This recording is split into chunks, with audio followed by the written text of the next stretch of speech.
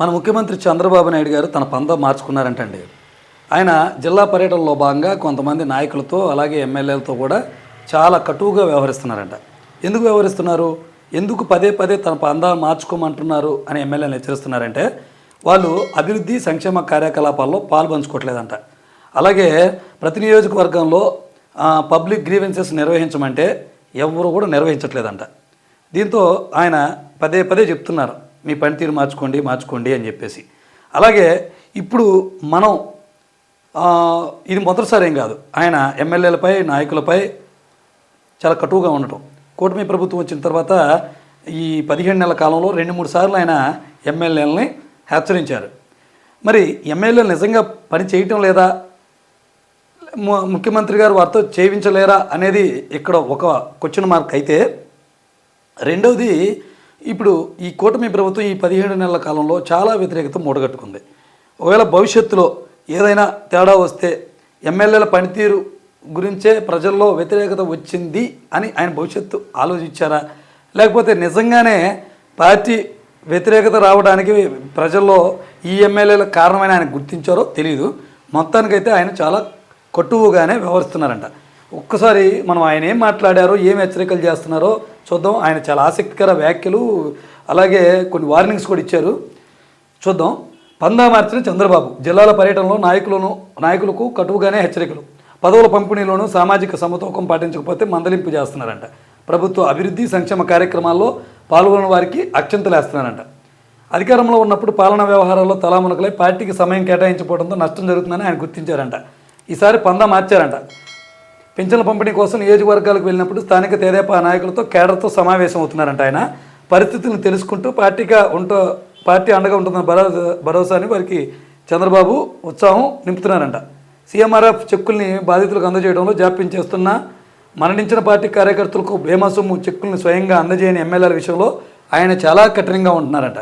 ఈ వ్యవహారంలో ఒక 40 మందికి సుమారు వాళ్ళలో ఎమ్మెల్యేలకు వాళ్ళలో మంత్రులు కూడా ఉన్నారంట. వాళ్ళకి నోటీసులు కూడా ఇవ్వబోతున్నారంట. అయితే ఇంకా కొన్ని వ్యాఖ్యలు కూడా ఆయన చేశారు. ప్రోగ్రెస్ రిపోర్ట్ కూడా ఇస్తారంట వారి పరిపాలన మీద, ఏ నియోజకవర్గంలో ఎమ్మెల్యే పనితీరు ఎలా ఉంది అవన్నీ కూడా ఆయన ప్రస్తావించారు. అలాగే తప్పు చేస్తే ఉపేక్షించనని కూడా హెచ్చరిస్తున్నారు. ప్రజల్లో వ్యతిరేకత రావడానికి నాయకులు తప్పు చేయాల్సిన పని లేదంట. కార్యకర్త తప్పు చేసినా, చివరకు అధికారులు తప్పు చేసినా ప్రభుత్వానికి చెడ్డ పేరు వస్తుంది. మొదట నాయకులు కార్యకర్తలు మోటివేట్ అయితేనే అధికారులు నియంత్రించడం పెద్ద కష్టం కాదు. పవిత్ర యజ్ఞానికి ఎవరు విఘ్నం కలిగించినా వదిలిపెట్టనని చెప్తున్నారు.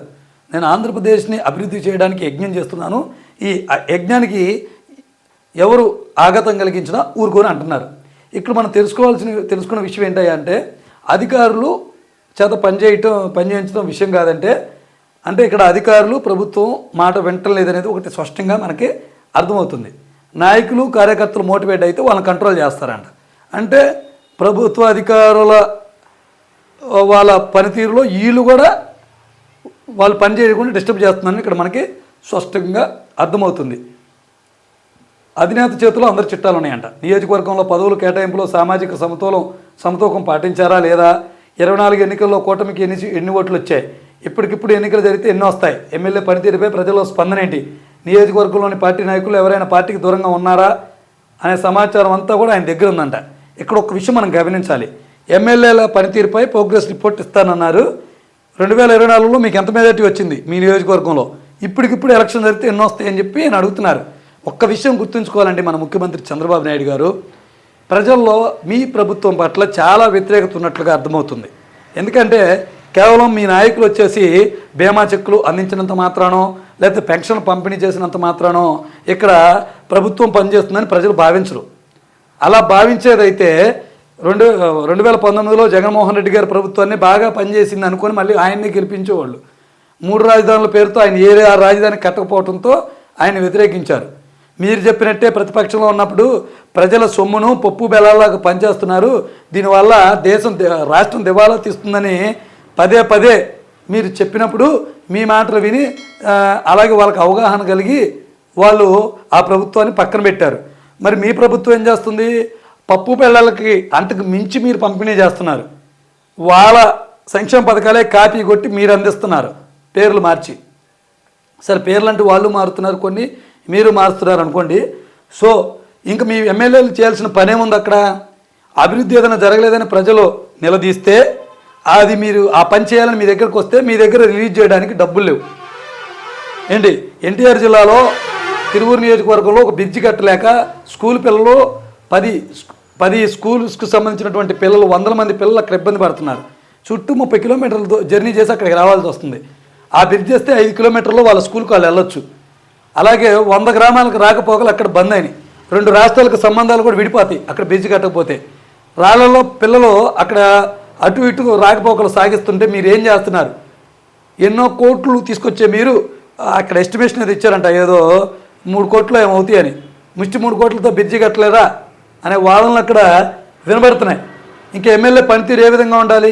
గ్రామాల్లో ఎమ్మెల్యేలు కనుక పనితీరు వాళ్ళు పర్యటించి ఈ కార్యక్రమాల్లో పాల్గొంటే ప్రజలు వాళ్ళ మీద తిరుగుబాటు చేస్తున్నారు.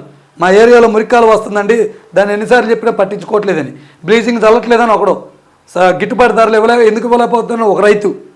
వీళ్ళందరికీ సమాధానం చెప్పాల్సింది గ్రౌండ్లో ఉన్న ఎమ్మెల్యే గారు.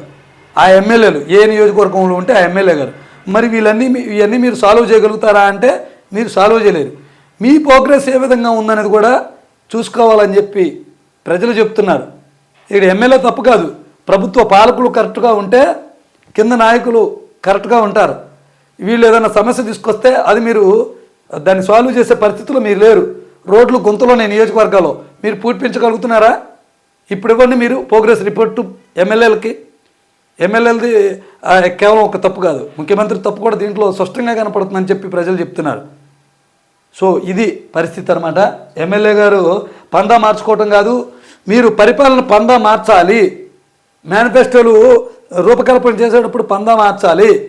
ఇలా ఉచిత హామీలు ఇచ్చేసి అది మానెత్తిన వేయద్దు అని చెప్పి ప్రజలు కోరుతున్నారు. కరెంటు బిల్లులు తగ్గించమని ప్రజలు కోరుతున్నారు.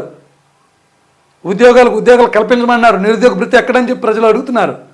సో ఇవన్నీ కూడా మీరు పందా మార్చుకొని ఇస్తే అప్పుడు ఎమ్మెల్యేలను అనొచ్చు అని చెప్పి కొంతమంది మేధావుల నుంచి వ్యక్తమవుతుంది.